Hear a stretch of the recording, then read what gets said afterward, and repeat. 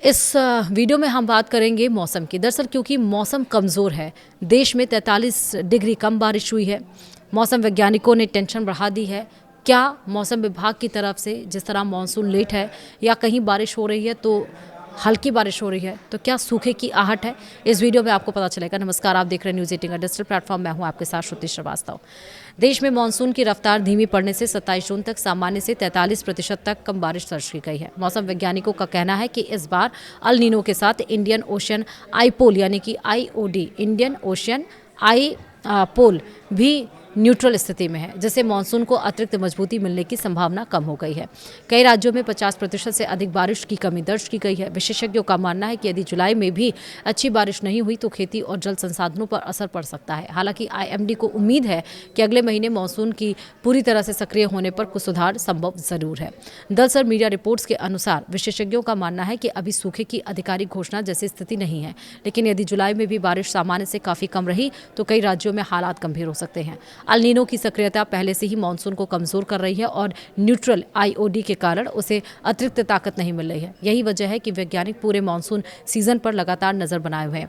आने वाले कुछ सप्ताह खेती और जल संसाधनों दोनों के लिहाज से बेहद महत्वपूर्ण माने जा रहे हैं। वहीं मौसम वैज्ञानिकों के अनुसार भारत के मानसून को प्रभावित करने वाली दो बड़े कारक अल नीनो और इंडियन ओशन आईपोल है। अल नीनो सक्रिय होने पर सामान्य तौर पर मानसून कमज़ोर पड़ जाता है। यदि उसी समय पॉजिटिव IOD मौजूद हो तो वह बारिश की कमी की भरपाई करने में मदद करता है, लेकिन इस बार हिंद महासागर में न्यूट्रल IOD की स्थिति बनी हुई है। इसका मतलब ये है कि यह मानसून को ना तो मजबूत करेगा और ना ही कमज़ोर, जिससे कि अल नीनो का असर ज़्यादा प्रभावी दिखाई दे सकता है।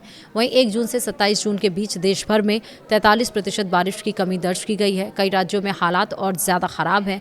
मेघालय में 82%, गुजरात में 89%, मणिपुर में 71%, छत्तीसगढ़ में 68%, झारखंड में 66%, महाराष्ट्र में 59%, उत्तर प्रदेश में 56%, उड़ीसा में 52%, बिहार में 50% तक बारिश की कमी रिकॉर्ड की गई है। मध्य प्रदेश में भी 41% की कमी दर्ज की गई है, जो खेती के लिहाज से चिंताजनक मानी जा रही है। वहीं देश के 4 प्रमुख मौसम क्षेत्रों में भी बारिश सामान्य से काफी कम हो रही है। मध्य भारत में सबसे अधिक 57% की कमी दर्ज की गई है। इसके बाद पूर्वोत्तर और पूर्वी भारत में 44%, दक्षिणी प्रायद्वीप भारत में 30% और उत्तर पश्चिम भारत में 27% कम बारिश हुई है।